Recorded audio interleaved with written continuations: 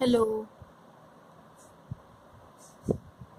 बच्चों, कैसे हैं आप सब। अपने स्वास्थ्य का ध्यान रखिएगा, अच्छे से हेल्दी खाना खाइएगा और बीमार तो बिल्कुल मत होइएगा, ठीक है ना। आपको पता चल ही गया होगा कि आपके 24 से एग्ज़ाम्स हैं। टाइम टेबल आपको मिल गया है।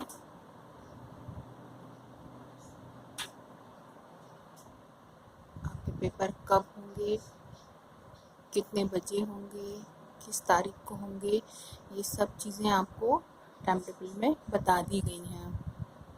क्लियर है। पिछले वीडियो में मैंने थोड़ी सी बातें आपको बताई थी बेटा, क्लियर है। और मैंने कुछ पीडीएफ भेजे थे। आप, मुझे पता है, परेशान हो रहे हैं और आपके सिर में दर्द भी हो रहा होगा कि कैसे करेंगे, कैसे हो पाएगा, है ना। तो प्लीज़ बच्चों, बिल्कुल भी पैनिक मत कीजिएगा। वीडियो में आपको जितनी भी चीज़ें मैंने पढ़ाई हैं, ठीक है, जितनी भी चीज़ें, चाहे वो पेंटिंग हो चाहे शेडिंग हो, जो जितना पढ़ा दिया है वो सारा आपके कोर्स में है। क्लियर है। उसको सबको देखना है आपको। प्लस उसके अलावा बिल्कुल परेशान होने की ज़रूरत नहीं है। पीडीएफ में मैंने आपको कुछ पेज भेजे थे किताब के। क्लियर है। देखिए, जैसे ये बुक, जो आपकी बुक चल रही है, वो बुक मेरे पास नहीं है इस समय अवेलेबल, ठीक है। लेकिन ये बुक आलेखन की ही है, 10th क्लास की ही है। तो ये जो पेज मैंने आपको भेजे हैं, इस बुक से भी आप पढ़ सकते हैं, इन पेजों से। और दूसरे जो आपके पास किताबें हैं अपनी आलेखन की और स्मृति चित्रण की, आप उनसे भी पढ़ सकते हैं, ठीक है। उन पे किताब के स्टार्टिंग में ही देखिए, ये स्टार्टिंग में ही ऐसे पेज दिए हुए हैं, ये देखिए। क्लियर है। इनको आप थॉरली पढ़ेंगे, एक एक लाइन अच्छे से पढ़ करके समझेंगे, चाहे वो आलेखन की किताब के हों या फिर वो आपकी शेडिंग की बुक के हों, ठीक है। और प्लस आप जो मैंने पेज भेजे हैं आप उनको भी पढ़ सकते हैं। अब ज़रूरी बात बेटा ये है कि आपका जो क्वेश्चन पेपर है, आपको लग रहा होगा कि हम पेंटिंग 45 मिनट में कैसे कर पाएंगे, पेंटिंग और शेडिंग दोनों करना है, ठीक है। तो वो थोड़ा सा डिफ़िकल्ट काम है इस समय की सिचुएशन के लिए, क्योंकि ये समय ऐसा है, हम आमने सामने नहीं हैं, हम आपको नहीं देख सकते हैं, आप हमको नहीं देख सकते हैं। देख सकते हैं मीन्स कि हम लोग बिल्कुल आमने सामने नहीं हैं, ठीक है। जिस तरीके से कि हम लोग क्लासरूम में बैठ कर के एग्ज़ाम देते थे, तो वो सिचुएशन दूसरी होती थी और ये सिचुएशन दूसरी है। तो हमें हमेशा परिस्थितियों के हिसाब से ही काम करना पड़ता है। परिस्थितियों को देखते हुए जितना हो सकता था उससे भी बेस्ट हमारी प्रिंसिपल ने हमारे लिए करने की कोशिश की है, ठीक है ना बेटा। तो हमको जो भी हमारी प्रिंसिपल ने हमारे लिए किया है उसमें सहयोग देते हुए उनका साथ देना चाहिए। क्लियर। तो कोई पैनिक नहीं करते हुए, कोई बिल्कुल परेशान मत होइए। आप लोगों का पेपर मल्टीपल चॉइस क्वेश्चंस में आएगा, क्लियर है। और जो आपका पेपर है वो आपको एमसीक्यू फॉर्म में ही करना है और कुछ भी आपके पोर्शन से या आपके सिलेबस से बाहर से नहीं आएगा। ऐसा कुछ नहीं आएगा जिसको कि आप नहीं कर सकते हैं या आप नहीं बता सकते, ठीक है। जितनी भी चीज़ें हैं आलेखन और आपके स्मृति चित्रण से रिलेटेड, वो मैंने आपको सारी क्लास में, 9th क्लास में जब आप थे तब भी बताई, और जब मैं आपको एक एक वीडियो में एक एक बात चीज़ पढ़ा रही थी, वो उसमें जितनी ज़रूरी चीज़ें थी मैंने आपको उस समय भी वो चीज़ें आपको बताई हैं। उसके अलावा आपकी और बेसिक चीज़ें जो हैं वो यहाँ से आपको इन बुक के पेजों में मिल जाएंगी, ठीक है। तो प्लीज़ मेरी बहुत हम्बल रिक्वेस्ट है कि कोई भी आफत आप लोग नहीं मचाएंगे और धैर्य से और ध्यान से अपने पेपर को करेंगे, ठीक है। क्लियर है ना बेटा, बिना परेशान हुए। क्लियर। आप चाहे तो अपने बगल में एक पेपर और पेंसिल लेकर के एग्ज़ाम के बैठ सकते हैं। अगर मान लीजिए कोई कैलकुलेशन फॉर्म क्वेश्चन आता है तो आप उसको कर सकते हैं, ठीक है। जैसे सपोज़ करिए कि आपसे क्वेश्चन पूछा गया कि त्रिभुज के कोणों का योग कितना होता है, ठीक है। ये मैथ्स में भी आपने पढ़ा है, आपको ये बहुत आसानी से आप इसको कर सकते हैं, चाहे वो इंग्लिश मीडियम के बच्चे हों चाहे हिंदी मीडियम के बच्चे हों, ठीक है। उसके साथ में एक और मेन बात ये है कि आपका क्वेश्चन पेपर हिंदी में ही है, क्योंकि आपके पास किताबें हिंदी में हैं, इंग्लिश में आपकी बुक्स नहीं चलती हैं, आपकी किताबें हिंदी में ही चलती हैं।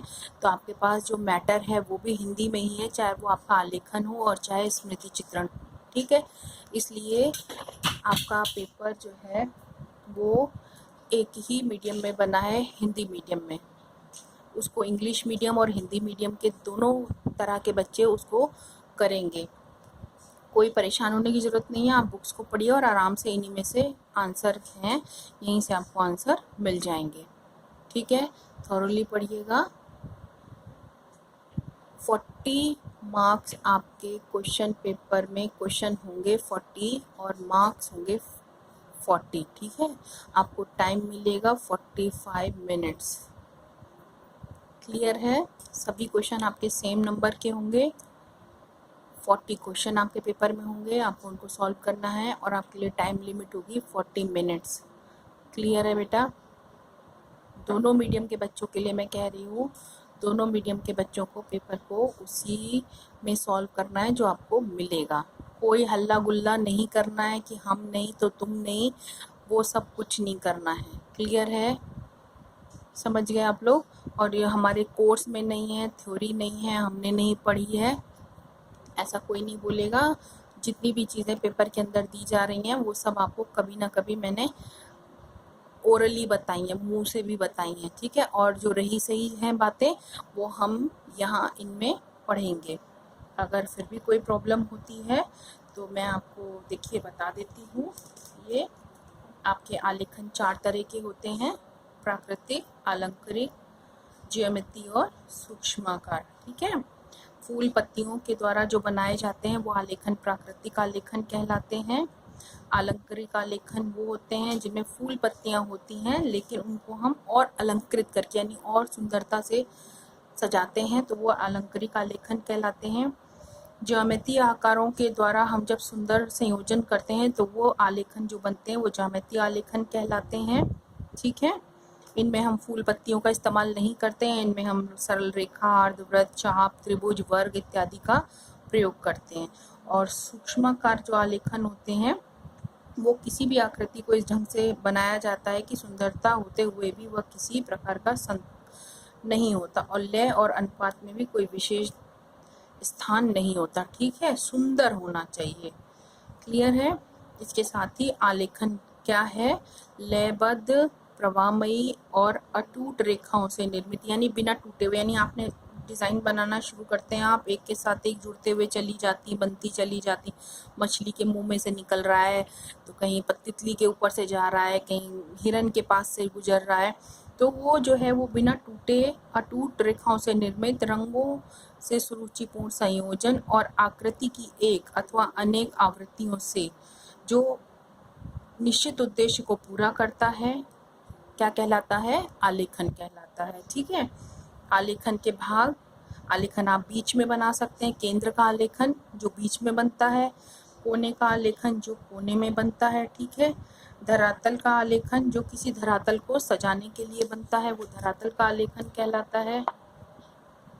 इसी तरीके से किनारी का आलेखन, मान लीजिए आपकी मम्मी की साड़ी है, उसके नीचे जो बॉर्डर होता है, आपकी कुर्ती के नीचे बॉर्डर है, ठीक है, आपके फ्रॉक के नीचे बॉर्डर है, स्कर्ट के नीचे बॉर्डर लगा होता है, तो वो जो बॉर्डर वाले जो आलेखन होते हैं वो किनारी का आलेखन कहलाते हैं, ठीक है।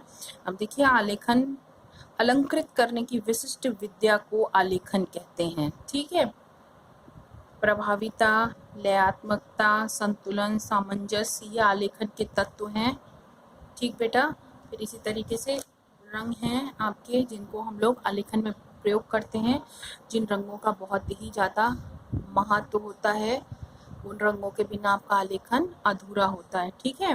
रंगों की उत्पत्ति सूर्य के प्रकाश से हुई है। सूर्य से में ही हमें रंग मिलते हैं।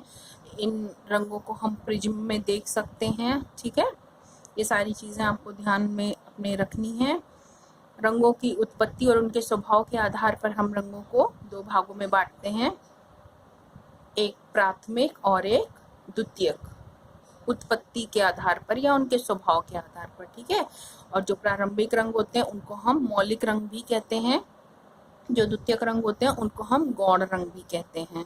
क्लियर है बच्चा? ठीक, अब जो हमारे प्रारंभिक रंग होते हैं उनमें लाल, पीला, नीला, क्लियर है, ये रंग है। और जो हमारे द्वितीयक रंग हैं उनमें लाल, पीला, नीला, नारंगी, बैंगनी, हरा। ठीक है, ये रंग हैं 6। फिर प्रकृति के आधार पर हम रंगों को बांटते हैं।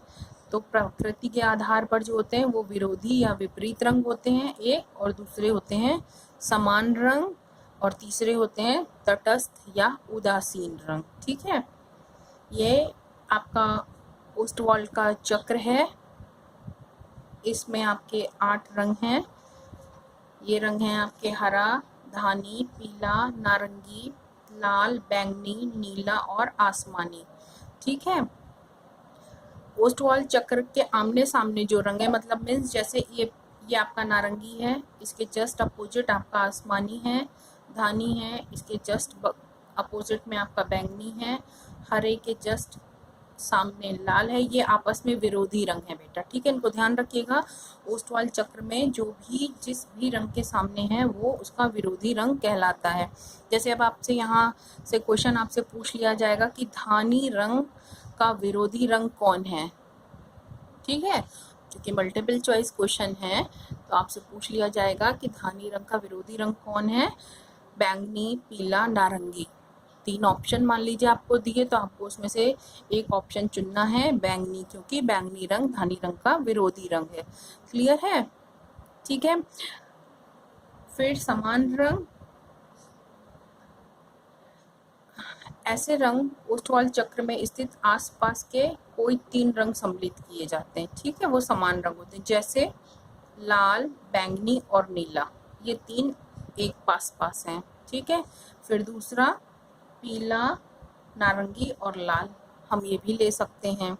ठीक है, इसी तरीके से हम ले सकते हैं बैंगनी, नीला और आसमानी, नीला, आसमानी और हरा।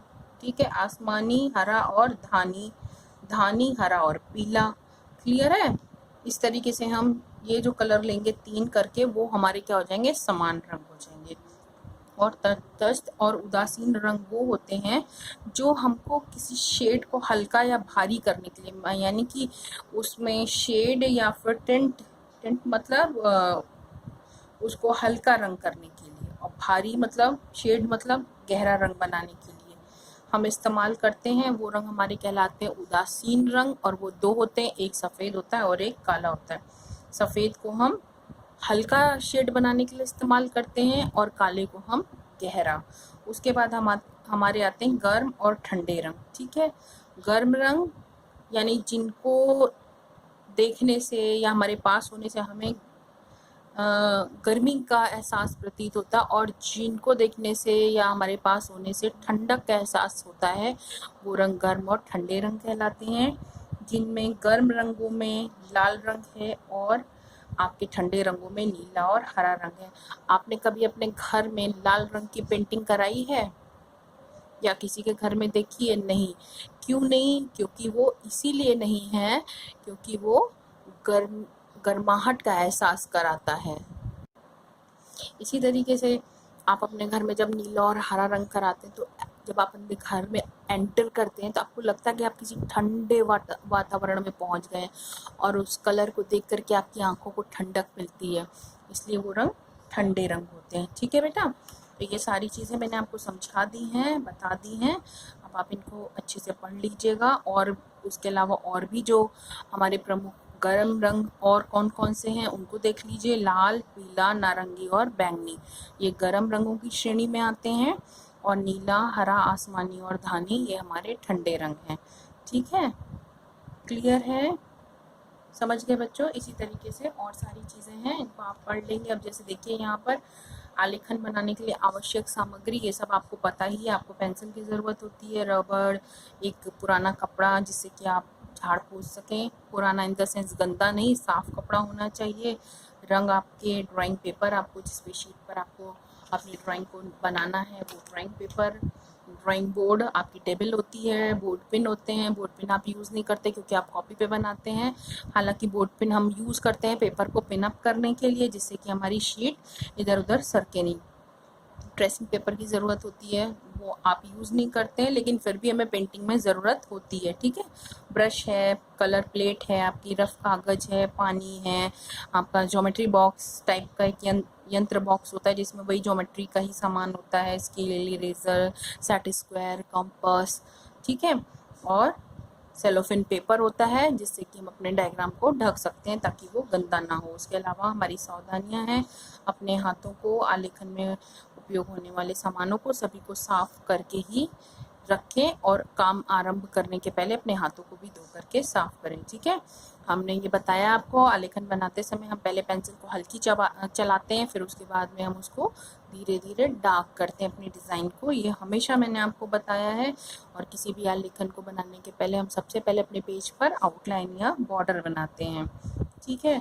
रेखांकन या ट्रेसिंग करते समय हाथ के नीचे एक साफ कपड़ा या रुमाल रखना चाहिए जिससे कि आपका जो पसीना है वो आपके डायग्राम में ना लगे। क्लियर है। फिर हाथ धोकर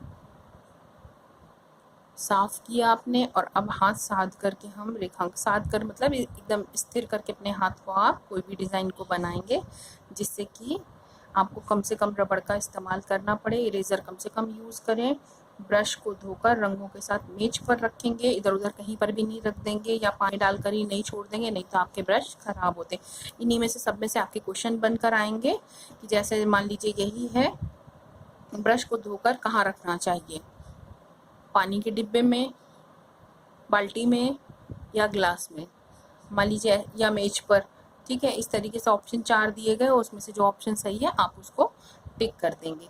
क्लियर है बच्चों। तो ये आपके आलेखन में से हो गए। इसी तरीके से आपके शेडिंग से रिलेटेड क्वेश्चन हो गए। ये जैसे ये देखिए आपके यहाँ पर हैं ये आकृतियाँ हैं आपकी, ठीक है। कुछ वृत्ताकार हैं, तो वृत्ताकार आकृतियाँ कैसी होती हैं, जो वृत्त के शेप में बनती हैं वो वृत्ताकार आकृतियाँ होती हैं। फिर बेलनाकार हैं, ये लंबे में बेलनाकार हैं, ये आयताकार हैं। तो ये आपको ध्यान रखना होगा, इन्हीं में से क्वेश्चंस होंगे जैसे कि बेलनाकार आकृति कैसी होती है या कौन से जो वस्तुएं हैं आपकी वो आपके बेलनाकार में आएंगी। जैसे सपोज करिए आपसे पूछा गया कि सुराही जो है वो आपकी किस आकृति की है, ठीक है, वृत्ताकार है, बेलनाकार है, आयताकार है, तो आपको उसमें से सही ऑप्शन ढूंढना है। आपकी सुराही बेलनाकार है इसलिए उसको आपको बेलनाकार को टिक करना होगा। क्लियर है। तो इस तरीके से इसमें से आप पढ़ लेंगे। ये देखिए पीछे पेंसिल के जो प्रयोग हैं और उससे कैसे शेड देना है, फिर उसमें हमको क्या ध्यान रखने योग्य बातें हैं, ठीक है, और हमको क्या सावधानियां हैं रखनी चाहिए, ये सारी चीज़ें आपको अपने इसी से बुक से पढ़नी है। और आपकी बुक में भी कुछ एक्स्ट्रा में हो तो आप उससे भी पढ़ सकते हैं। उसके अलावा बेटा मैंने ये बुक थी मेरे पास, इसमें कुछ शॉर्ट क्वेश्चंस दिए हुए हैं, कुछ तो आपके काम के नहीं हैं क्वेश्चन, जैसे कि राजस्थानी चित्रकला के चित्र किस धर्म पर आधारित है, इस टाइप के क्वेश्चन आपके काम के नहीं हैं। लेकिन इसमें कुछ क्वेश्चन आपके काम के हैं, जैसे कि हरा रंग कौन सा है, ठीक है, बैंगनी रंग किन किन रंगों के मिश्रण से बना है, या लाल पीला रंग मिलाने से कौन सा रंग बनता है, ठीक। ये जैसे देखिए यहाँ पर है एक तटस्थ रंग कितने होते हैं, ठीक, संपूर्ण कोण होता है, ये इस टाइप के क्वेश्चन आपको इसमें से मिल जाएंगे, तो इनको आप इसमें से पढ़ लीजिएगा। क्लियर है बेटा। तो बिल्कुल भी परेशान नहीं होना है, इसी में से पढ़ना है और पेपर को आराम से पढ़ करके तसल्ली से देख करके तब आंसर टिक करना है, ठीक है। कोई जल्दबाजी नहीं करिएगा, कोई हड़बड़ाहट नहीं करिएगा, वरना फिर पछताने के अलावा कुछ नहीं मिलेगा। सोचते रह जाएंगे कि नहीं ये नहीं आंसर था, ये था, हमको ये नहीं ये करना चाहिए था। तो धीरे से सोच समझ के तब क्लिक करिएगा उसको, ठीक है। फिर से बता देती हूँ, जो ज़रूरी चीज़ें हैं वो मैं आपको भी भेज दूँगी, बता दूँगी। और बाकी मैंने आपको यहाँ पर बता ही दिया है किस तरीके से आपको करना है और क्या करना है। तो प्लीज़ पैनिक मत कीजिएगा। All the best. Thank you. God bless you.